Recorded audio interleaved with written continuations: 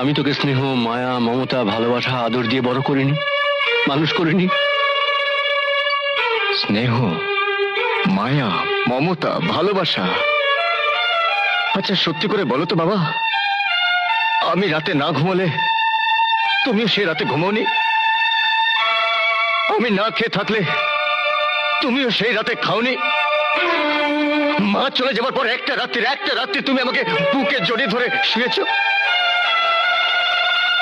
লজ্জা পাচ্ছ? লজ্জা পাওয়ার কিচ্ছু নেই বাবা।